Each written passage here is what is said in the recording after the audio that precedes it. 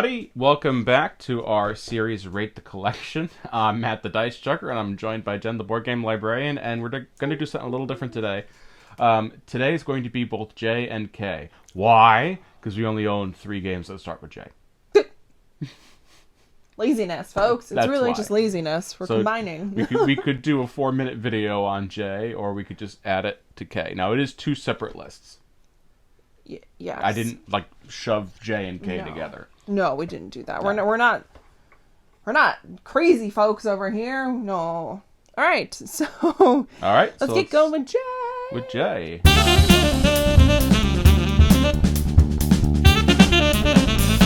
So number 3 for J is Jaipur. It's a 7.625. This is a set collection game. Yeah. It's been a while since we played it. Yeah. Just trying to get the most points out of 3 rounds. Getting stuff in the market. And you're trading stuff out. And the fun little game was out of print for the longest time. And finally came back with some updated artwork. But we have the older edition. We ended up finding this on vacation somewhere, didn't we? Yes. We kind of ran over with it going, this is out of print everywhere. Yeah.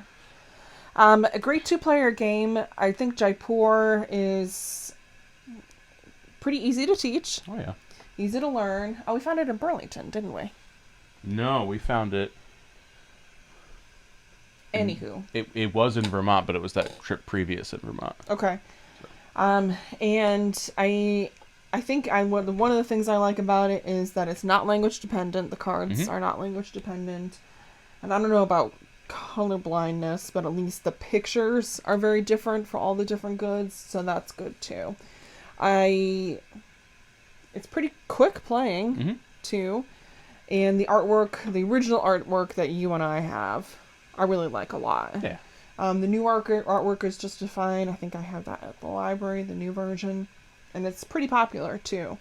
I wish there were more games that were set in India. So, designers, publishers, give me more stuff. We have Jaipur and Rajas. And I feel like there's such rich cultural history and historical events there that people are not tapping into. So, that is my plug for more games from India. All right.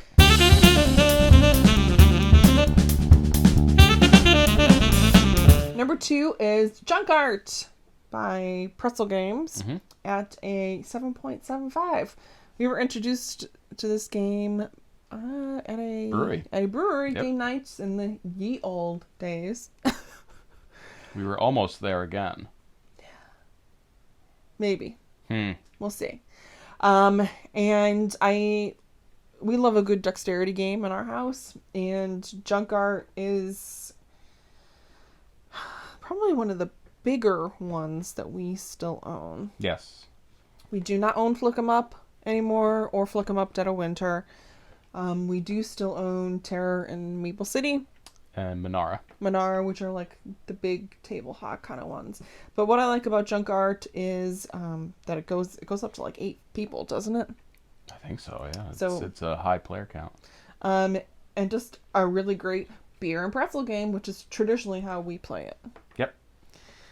What do you have to say about Junk Art, Matt? Everything you said is basically what I would say about it. Hooray! All right. Great pieces. And the variability in gameplay, too, I like. You could do a variety of different things or just kind of freestyle. So, Aslane's right near the iPad stand, so if one of us gets up very quickly, it's because there's kitten lips on it.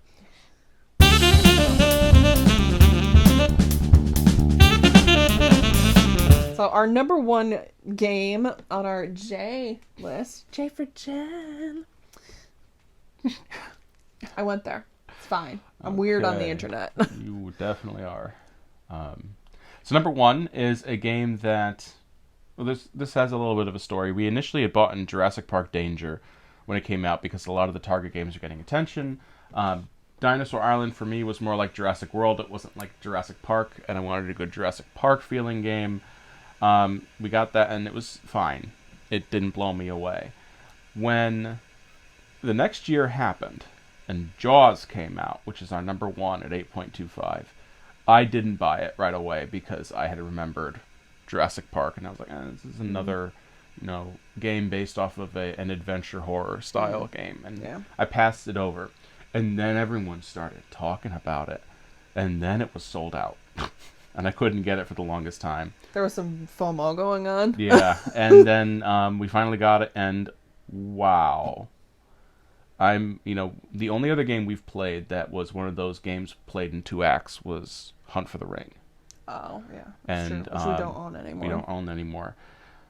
But Jaws worked so well. It was so smooth how the game played. And it wasn't one of those things where you just played one game in Act 1 and then you flipped the board and played another game. No, everything you did in Act 1 Right. had repercussions for Act 2, or bonuses, depending on what you're playing. Yeah. It's intense. This is a very intense game. It's not like, yes, you're rolling a lot of dice, you're doing a lot of guesswork on where the shark's going to be on both sides of the board, but it's just tons of fun. It recreates the movie the best that I could have, I think, because there was another game that we tried playing one time. I can't remember what company it was, but it tried to be Jaws, and it was... Oh, it was the Richard Launius one. Shark Island. Yes. Not one of Launius's better designs. And it seemed like there was too much happening to even really get anything done in that game. So I was happy to see that Jaws pulled through. Yeah. And for me, it's one of their best games for Prospero Hall. Yeah. Without putting theming aside, I'll always say Haunted Mansion is their best game, but that's because I'm a Haunted Mansion nut. So that's just not the right thing for me to think at this point. I think Jaws is one of their better games. That Pan Am is a really good one, and their Shining Star Villainous. Yeah. To me, Pan Am is their most complex game, but falling right under that in terms of their best stuff, Villainous, Jaws, Horrified. Oh, yep. Wonder Woman, we love Wonder Woman. We don't play that as much. And I found out, too, that the ones we just brought in were not Prospero Hall designs. No, they're not. I thought they were. But this one is, and we'll talk about that in a bit. Oh, yeah, that's one of their lesser-known ones. So Jaws is great. I love it as a 2-player experience. Because one person is bottom, and then the other person, I always play, and you always play as all of the characters. Yep. So what you're supposed to, right?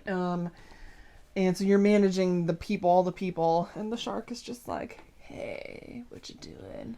Well, it's kind of like we really enjoy Fury of Dracula with 2. Yes, same thing. We play it with all of the characters, and one person is Dracula. I think you can totally do that. I like that a lot. I think we've played Jaws with more people. No, we haven't. Only ever played it at 2. But I agree. The 2-act thing, I think, is super clever, and depending on how well you, the humans, do, or you, the shark, do, depends on what you get in the 2nd act. I think that's wicked clever. I'm not sure that there's a lot of games that actually do that, and he's sitting on the list. It's great. It's fine. Because number 13 is whew. All right. So that's J. Do you have any J games that we missed that you think should be on the list? Let us know in the comments below. And we're going to head over to K. K has 13 games, so...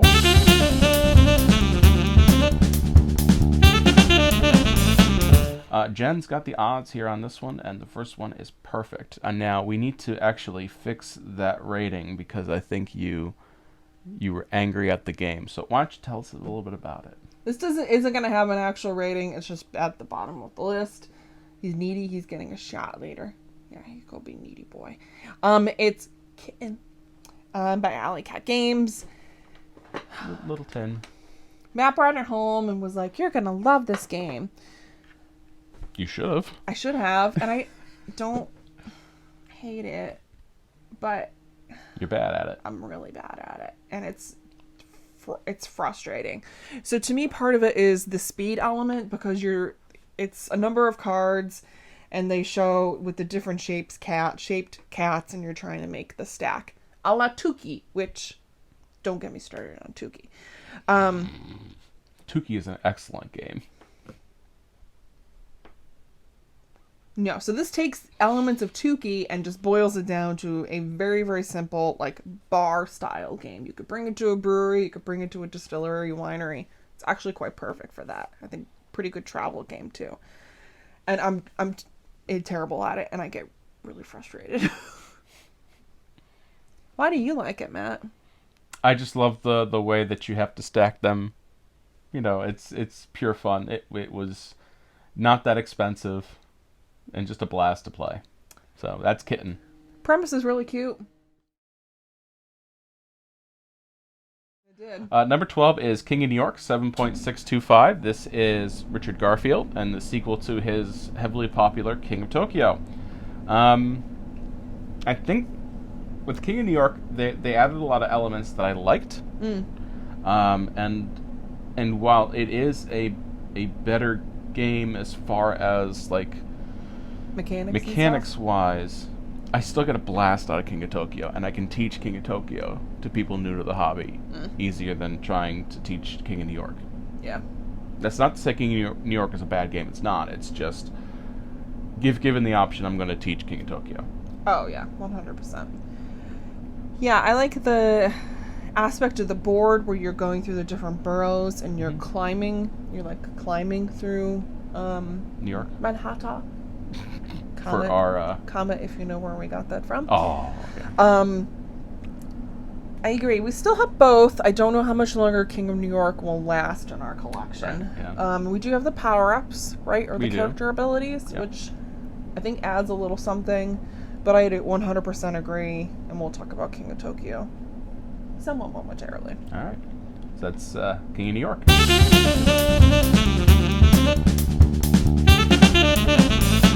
Number 11, Kingdomino. Blue-Orange Games by my board game boyfriend, Bruno Cathala. At a 7.625. It's got a lot of things Spiel winner. going on with this one here, too. Spiel winner for 17 or 18, I can't remember. Oh, goodness.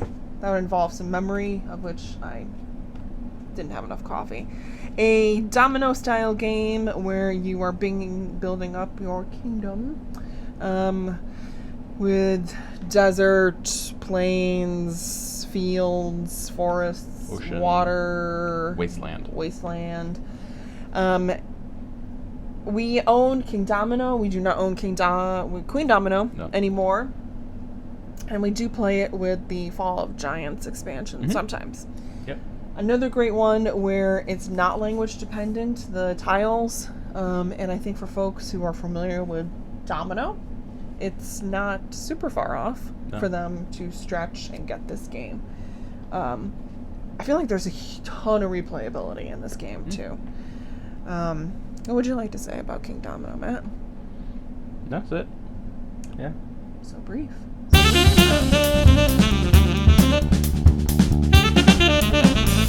Alright, so number 10 is King of Tokyo at 7.75. We got this game as one of the first games in our collection, played a lot of it. And there's just something classic about it, you know, the idea of one of these big, movie monsters, not an actual movie monster, but just terrorizing each other and collaterally the city. We ended up selling the original version, and we ended up going with King of Tokyo Dark. I think aesthetically we liked that one better. It had a different mechanic in it, and I can't remember what it was, but I remembered liking it. Oh, the numbers do something besides just give you straight victory points. You can go up or down on that tracker, and you get like a certain ability. Yeah, if you go up that on are that tracker. Unique to you. I liked that too. Yeah, because it added some of the power-ups. Yeah, I don't miss having the original King of Tokyo. We do have it at the library. It's one that I bring out every family game night. It's probably one that I teach almost every single family game night. It gets a lot of youngsters really excited about it. And what I do with them, they love rolling the big chunky dice. They love pummeling the other monsters. And I generally don't play with the cards when I'm teaching it to young kids. I love that you used the word youngsters. All those youngsters. because we're old farts now, apparently. But yeah, they love rolling the big chunky dice. And I played very easy with them. And their parents will often help them. But I think it's a great game. I think it's super fun. Artwork's pretty dynamic. So that is King of Tokyo.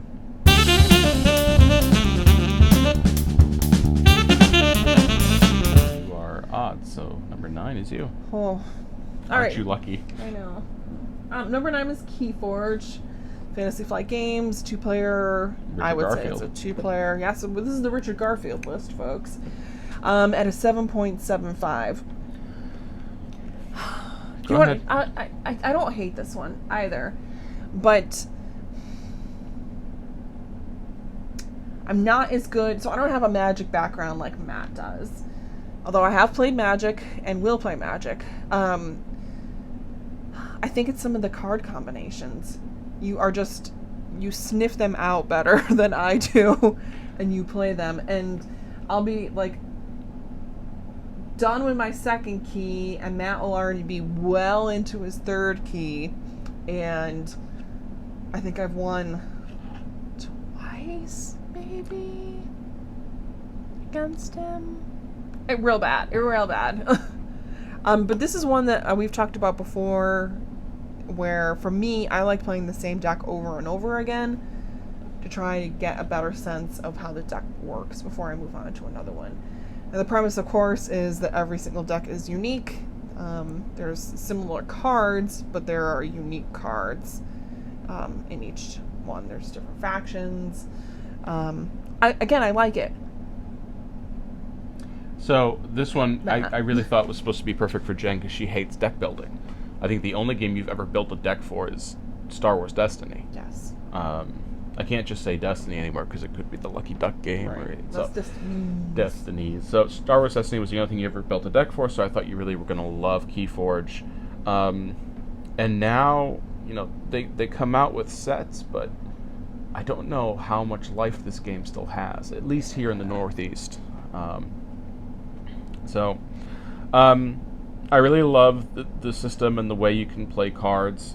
I still think that the amber looks like corn pops. That was the first thing I thought of. Like someone says, just call them gold. I'm like, oh, they're corn pops to me, so that's what I'm going to call them. Yeah. So just the neat stuff you can do with it, I think, is what I like with Keyforge. Yeah, and I'll play with you, and when I'm playing, I have a fun time. I don't think you do. I do. I really do. Okay. Yes. If you say so. Are you convinced? No.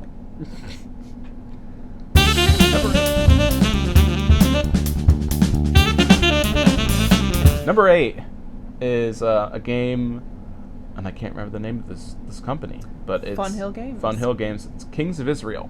Have you heard of Kings of Israel before? 7.8125. This is a pandemic-esque game where you are trying to stave off the hordes of invaders coming into Israel during... how long? I mean, it starts with King David, I think. Could be. And ends with... I should have done some research. It goes through like the good kings and then ends up with the bad kings. Yeah. So we're talking Old Testament kings of Israel. Mm-hmm. This is the Funhill Games. Their whole premise is that they are religiously themed games, and they also did Disciple Detectives, Yep. which is like a Hanabi-esque, and then they did Wisdom of Solomon, which is very much a worker placement style game. Yep. But this one surprised me Yes. because I didn't know what I was expecting. I was reading the rules and I'm like, oh, it's very pandemic-esque, and I thought it was just going to be a clone. It really wasn't, because you're really only dealing with one type, you're just invaders. And where I love Pandemic Fall of Rome, where it has 5 different invaders, for some reason this one, with its one invader, was compelling enough to keep me interested in the whole thing, and I was really, really thinking critically to try to figure out how to, keep them at bay. Yeah. But the bad kings of Israel don't help you. No, it gets to a certain point on the tracker, like the years of sorts, when it goes downhill really quickly. I don't think we've done a video or talked about this before, but the thing I really like about Funhill games is that they're religiously themed games. And you don't have to be religious, I think, to appreciate or want to play this game. I think there's enough historicalness to it that it can be appealing for folks who are not religious or Christian or Jewish. And that they do appeal. On the other hand, they do appeal to folks who are religious. And I've never played a board game. That I really like. I think if you're someone who hosts game afternoons or game events at your church, I think any of their games would be great, along with commissioned. I was going to say Concordia, but that is not right. Also a religious word, Concordia. At least that box cover is just so boring. Yeah, we're not great box cover on commissioned. But I think Kingsburg. I'm talking about Concordia. Oh, well, that too. Yeah, Kings of Israel is pretty good.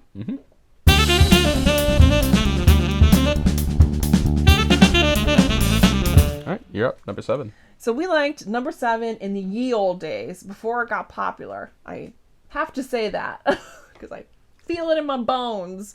We were cool before it was cool. Before people were like, "Oh, this game!" We knew about this game a long time ago. Number 7 is The King is Dead by Osprey Games. 7.83. We have the first edition. We do have the first edition in the lovely... I don't think they do these boxes anymore. Oh, yes. The book style boxes. Yeah, I don't think Osprey does that anymore. So this... we had purchased this one at Gen Con, I think. No, we got this from Cool Stuff.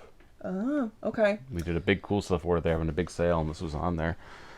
And I had heard about this on the Dice Tower podcast from Eric Summer, who said he's never stressed over playing 8 cards in his whole gaming life.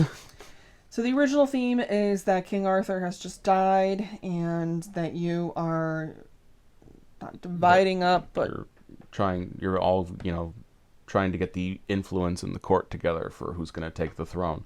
Yep. That's no longer the theme. I think it's just English. The English king is dead, and the different factions are all working towards it. So played over 8 rounds, where in theory you should play 1 card per round. You can which play 2. Which is really what you should do. You can play 2. You can. But... So we have an area control game in terms of the different areas of England. But then it's also like an area control within the cubes that you have taken. It says it's 2 or 4 players, correct? Well, you can play a 3rd player, but the rules get really wonky. It's a 2-player game. It's really a 2-player game. I think it's a fantastic 2-player game. Yes. Publishers, that's okay. It doesn't have to be Star Wars Rebellion is a 2-player game. That's okay. War of the Ring is a 2-player game. That's okay. Yeah, it is. Yep. Yeah, not everything has to have a 5th player or solo mode. Again, a topic for another video, I feel like. But the original artwork I think is fine. I love the original board. I do love the new artwork though. That to me is just how it's got that medieval flair to it. So that is The King is Dead. It's also one of the hardest games for me to describe who wins when I'm teaching it, because it's like you're bringing in all these cubes, and each area is going to have whoever controls it. And who wins? Well, the person who wins is you find out which faction has more control over the board, and then whoever has the most of that faction in their court.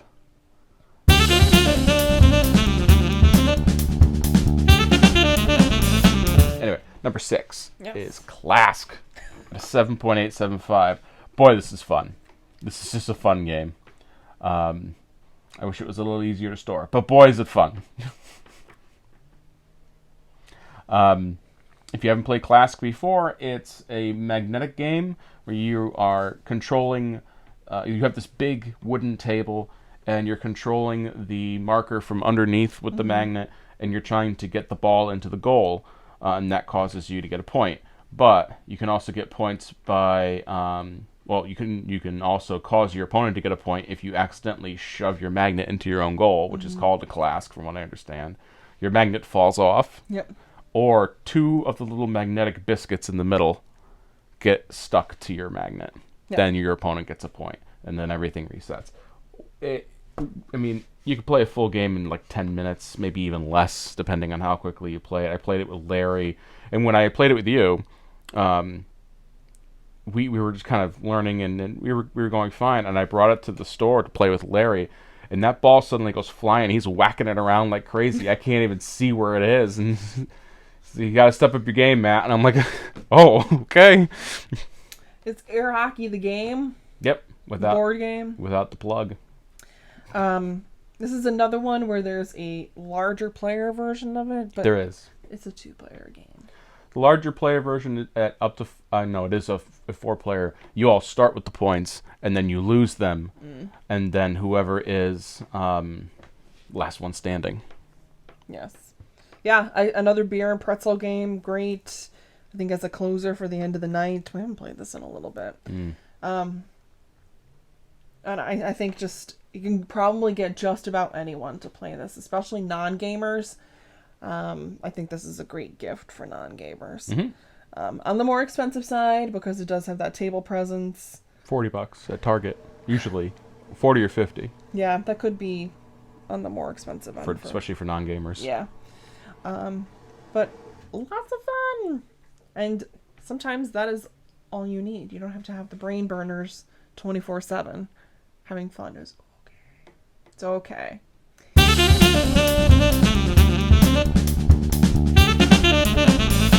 Number 5 is Kingsburg. Fantasy Flight Games at an 8. The version that we have is the original one, not the new one. I was going to say, I think was it Wind Rider Games, but they don't exist anymore either. Oh, jeez. So we've had this game a long time. Very long time. We don't play it like we used to. No. Once or twice a year, we'll pull it out. We almost always play with the expansion now. But a dice rolling, dice placement game where you are using dice pip combos to place on particular people in the court for rewards.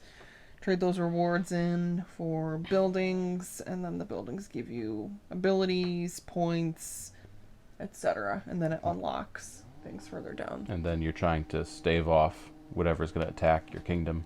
Whoever has the most points wins. Has some good catch-up mechanics, I think. Yes.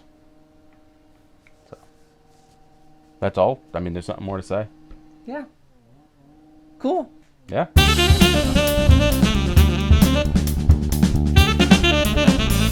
So number 4 is Kero. This is Hurrican Games, and this is Prospero Hall, I think.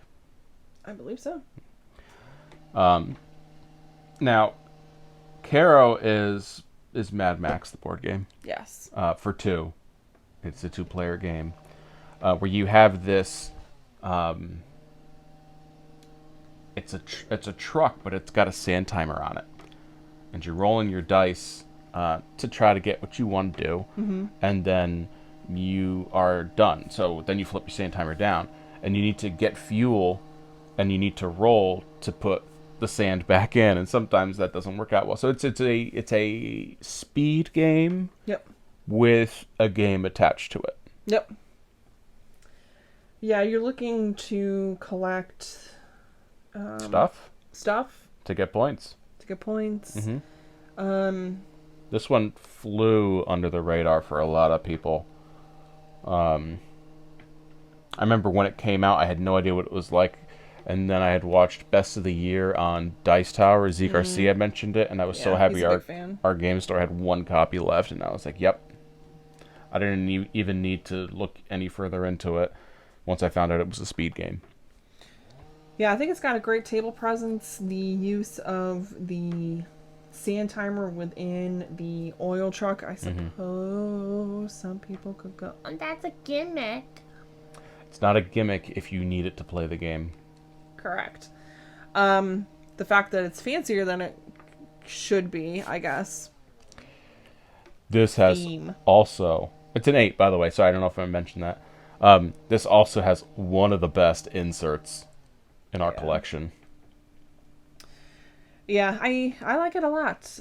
We don't play this one as much, but We always have a good time when we take it yeah, out. we do. And then the theme, I think, is super unique since Wasteland Express delivery service was such a bummer for us. For us, we're not big pick up and deliver fans. Yeah. It's also why I've officially passed up on the first Star Wars game, Fantasy Flight, made. Well, not the first one, but it was my first time I passed up one of their Star Wars games was Outer Rim, because it's just not for us. Yeah. Fair.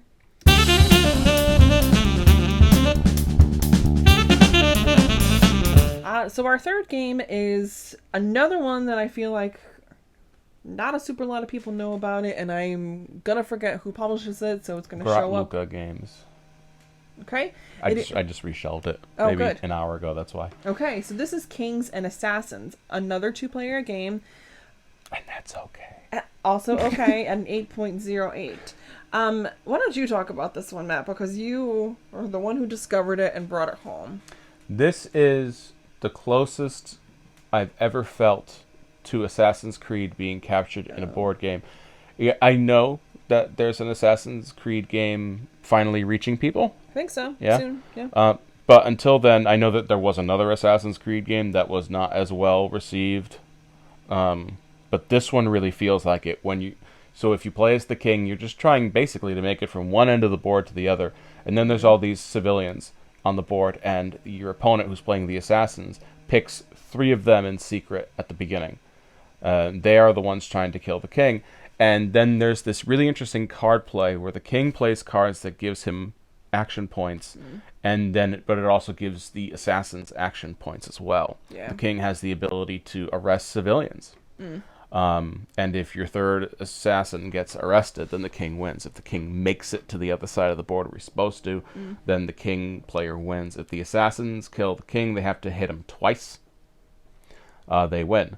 And it's got this really neat mechanic. You're on the rooftops as these civilians. You're down below. And so it's really, you're trying to kind of read, as the king player, you're really trying to figure out, which ones are the assassins. Of course, if you're using the same 3 figures to move, the guards are going to know which ones to arrest. Right. But, Maybe. So the assassin player really has to kind of play almost like a pseudo poker face style thing, because you're trying to move everything you can so nothing seems suspicious. It's really neat. Agreed. And a small Polish company, correct? I think so. A game that I think deserves more attention. Yeah, it's a great 2-player game. And it's tougher to kill the king because he has guards that are surrounding him too, so you have to make it through the guards. And then, like Matt said, not look obvious. If you can find the deluxe edition, definitely buy it, because I guess the original had standees. Oh, okay. And there's just something about the miniatures. They're fun. Anytime you can have miniatures over standees. A win. How do you feel about this one? It's grown on me. Yeah, okay. At first I was like, ugh. But it's kind of an unassuming box, unassuming cover. Table presence is fine, I think. I don't think it's over the top, or it's not Ian O'Toole artwork. It's your standard medieval fair artwork. Not from medieval times, but style. It's the style, yeah. Yeah. And it looks very Assassin's Creed when you open that box. But definitely check it out if you're an Assassin's Creed fan. I think that's why it got so high on the list for me, is I really, really liked it. Good. So. You're number 2.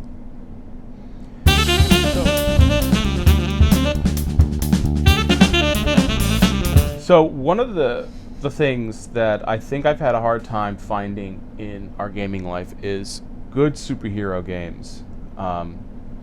We own the DC Deck Builder because one of us really likes it. As far as Legendary goes, I think there's way too much setup for it. Sentinels of the Multiverse is great, but now I have that huge box with everything in it, and I throw my back out each time I even just look at the thing. But there's this one game. Oh, it's right behind my shoulder, too. I may have ruined it.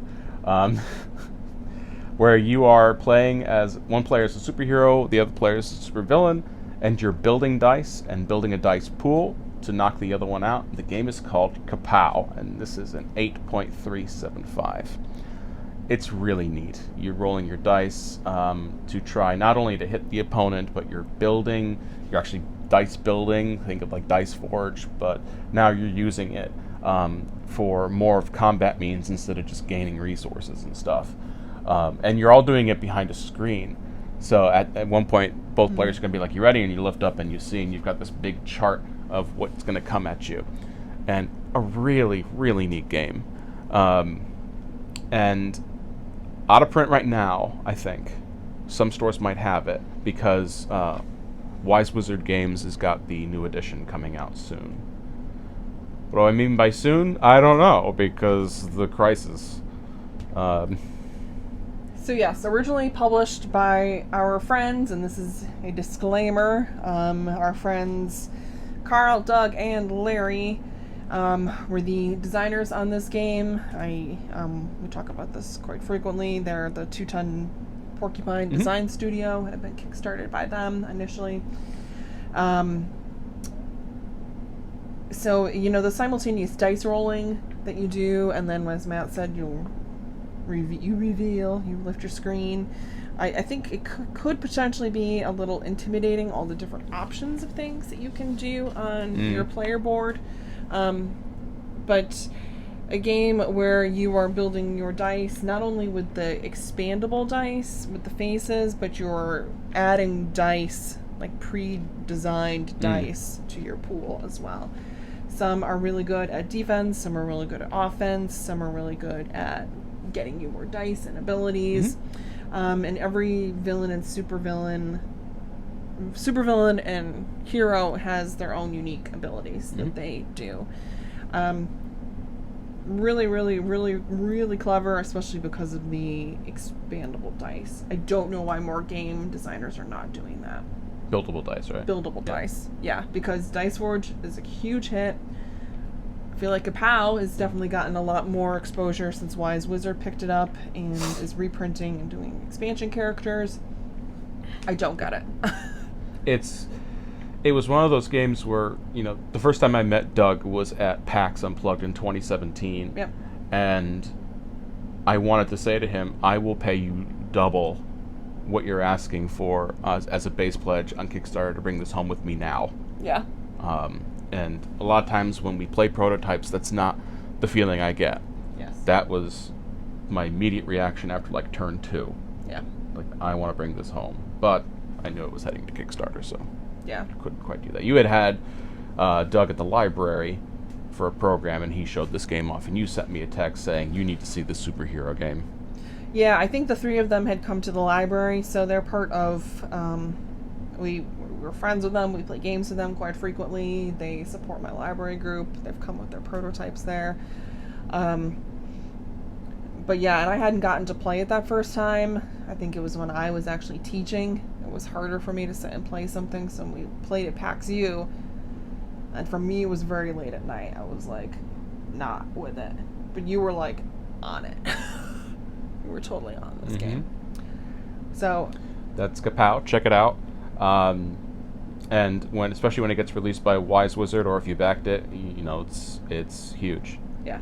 It's going to be a really neat game, and I hope they continue to support it. Agreed. Depending on the current state of things in the board game world. Agreed.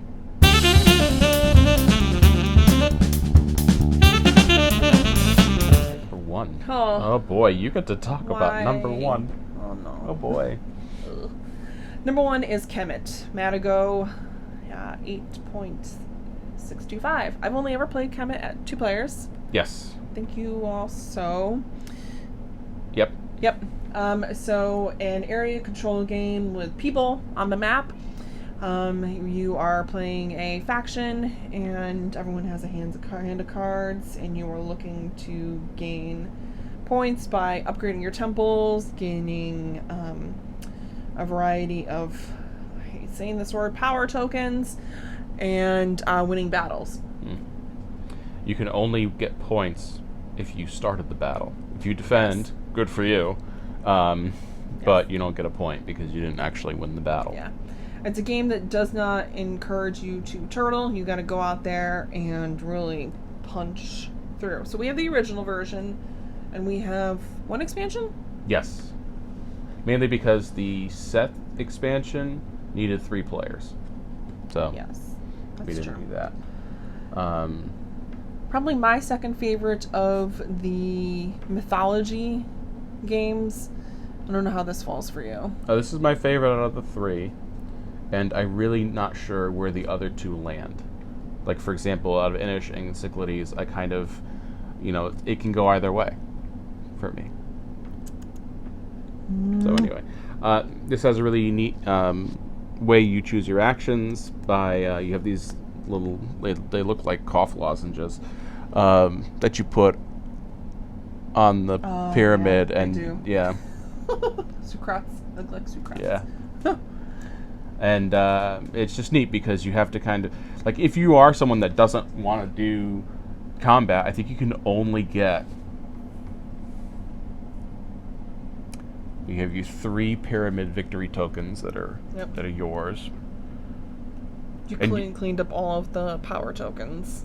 Yep, and the thing with the pyramid tokens is that if you don't defend your city well, you can lose those. Yeah.